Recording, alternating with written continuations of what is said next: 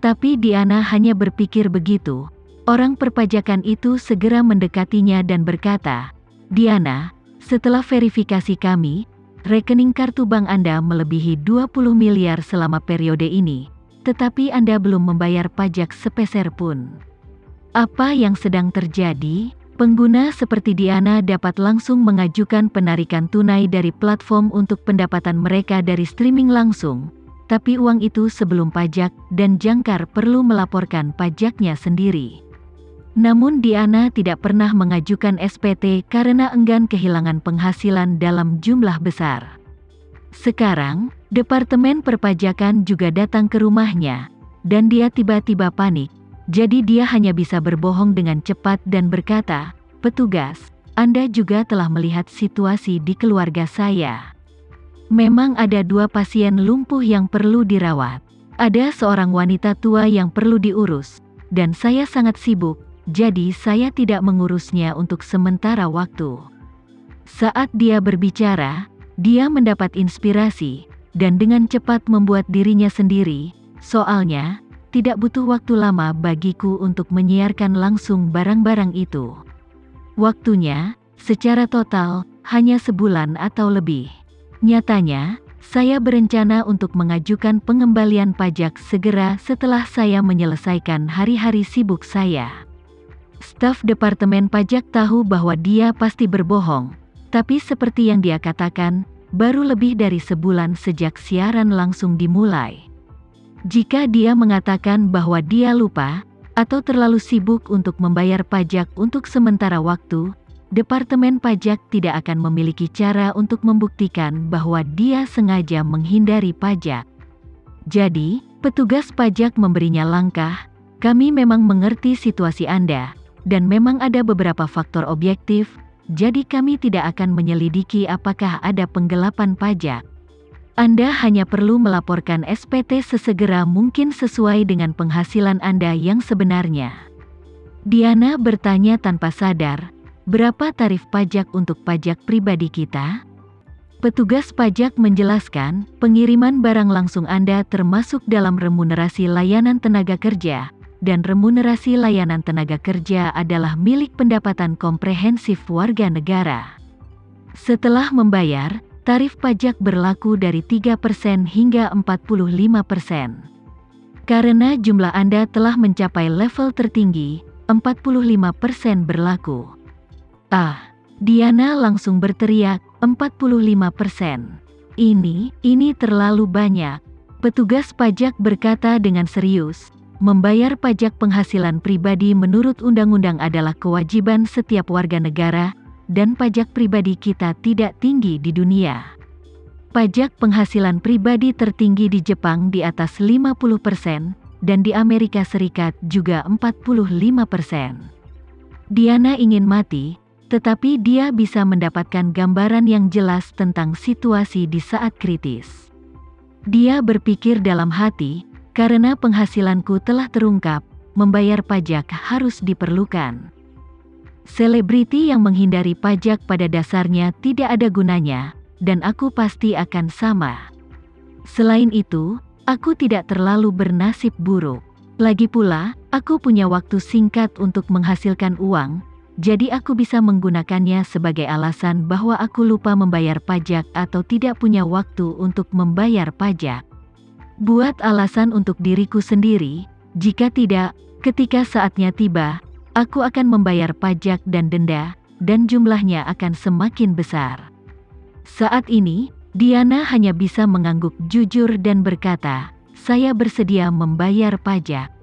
Saya bersedia membayar pajak, tunggu saya keluar, dan saya akan segera membayar pajak." Saat ini, dia berpikir sendiri, bahkan jika dia memotong penghasilannya dan membayar pajak penghasilan, dia masih memiliki setidaknya beberapa miliar uang tunai di tangan. Fantasi ratusan miliar dan triliunan jauh lebih sedikit, tetapi beberapa miliar sudah cukup baginya untuk hidup sendiri. Melihat sikapnya yang tidak buruk, petugas pajak memberinya nasihat dan pergi. Saat ini, Diana seperti baru saja lolos dari malapetaka. Merosot di kursi interogasi dan mendesah lega. Melihat ini, petugas polisi berkata dengan suara dingin, "Biarkan aku memberitahumu sesuatu dari lubuk hatiku. Kamu harus berterima kasih kepada Rika yang mengeksposmu. Hari ini, dengan mengeksposmu dan membiarkanmu mengendalikan jurang, kamu tidak akan membuat kesalahan besar." Setelah mendengar ini, Diana tentu saja tidak puas, dan dia tidak bisa tidak berpikir untuk dirinya sendiri, "Rika, wanita tua itu, dia memotong uangku, dan masih ingin aku berterima kasih padanya? Aku akan menyesal jika aku tidak menemukan kesempatan untuk membunuhnya sendiri." Melihat wajahnya yang tertekan, polisi itu berkata, "Apakah kamu pikir aku bercanda denganmu? Sejujurnya, kami telah melihat video yang dia paparkan kepadamu, dan kamu bilang kamu akan membiarkan suamimu berpura-pura menderita kanker pankreas, putramu pura-pura menderita uremia, dan ibu mertuamu pura-pura buta karena menangis. Alasan mengapa kamu hanya bisa ditahan selama 10 hari adalah karena suami dan anakmu memang lumpuh. Hukum mendefinisikannya sebagai kejahatan penipuan untukmu. Jika kamu benar-benar melakukan apa yang baru saja kamu katakan, itu akan menjadi kejahatan penipuan yang pantas. Saat itu, mungkin pengadilan akan menghukummu 10 tahun. Ah, Diana berkata dengan ngeri, apakah saya akan dihukum paling lama 10 tahun? Petugas polisi berkata dengan tenang, setelah itu ditentukan sebagai kejahatan penipuan, jumlah uang yang terlibat dalam kasusmu sudah sangat besar. Hukuman awalnya adalah 10 tahun, dan semua keuntungan ilegal akan disita. Jika uangmu meningkat lagi selama periode ini, kamu pasti akan dihukum lebih dari 10 tahun atau bahkan lebih lama. Diana tertegun, dia tidak menyangka. Namun, laris manis di siaran langsung, akan ada konsekuensi yang begitu serius, bahkan akan menyentuh hukum pidana. Namun, meski Rika secara tidak langsung membantu Diana mengendalikan jurang, Diana sama sekali tidak bisa memaafkannya. Dia masih diam-diam bersumpah di dalam hatinya bahwa setelah dia keluar, dia harus menemukan cara untuk membalas dendam pada Rika. Pada waktu bersamaan, video Diana masih bergejolak di internet. Semakin banyak orang yang membeli barang di ruang siaran langsung Diana. Semua dipenuhi amarah yang wajar saat melihat video yang membeberkan Diana.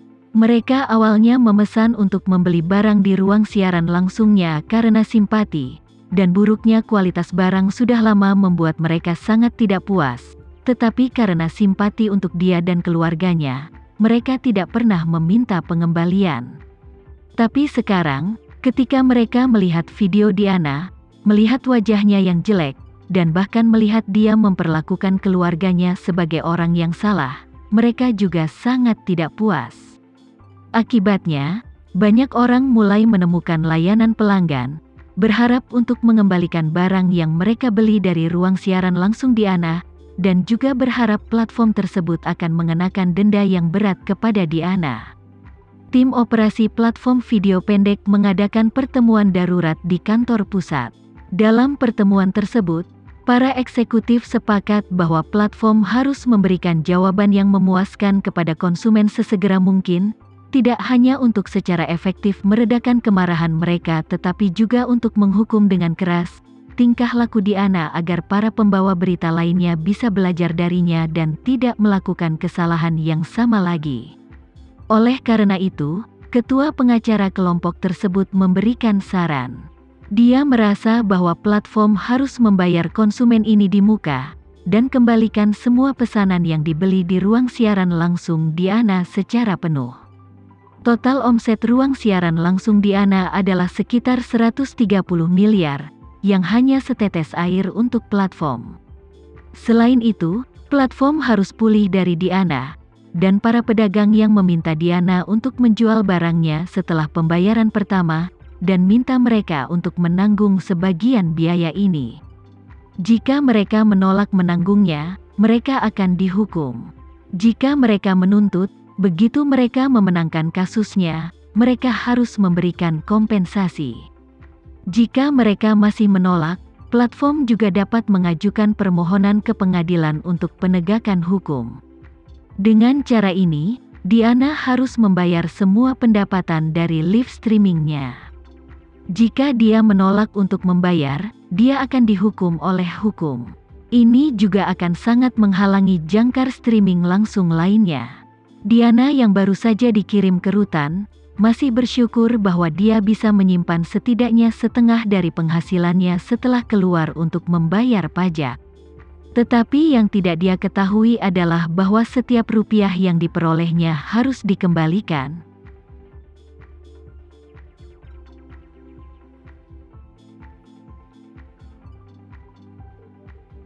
Sekian dulu ya video kali ini, kita lanjutkan lagi videonya di lain waktu. Oh iya, bagaimana menurut kalian? Semoga bisa sedikit menghibur kalian semua. Untuk teman-teman yang baru nonton, jangan lupa subscribe ya, hehehe. Dan kalau teman-teman ada yang ingin gabung langganan, bisa langsung gabung saja untuk dapat fitur yang menarik dan sedikit membantu Mimin. Terima kasih banyak sudah menonton, sampai jumpa lagi, bye bye bye.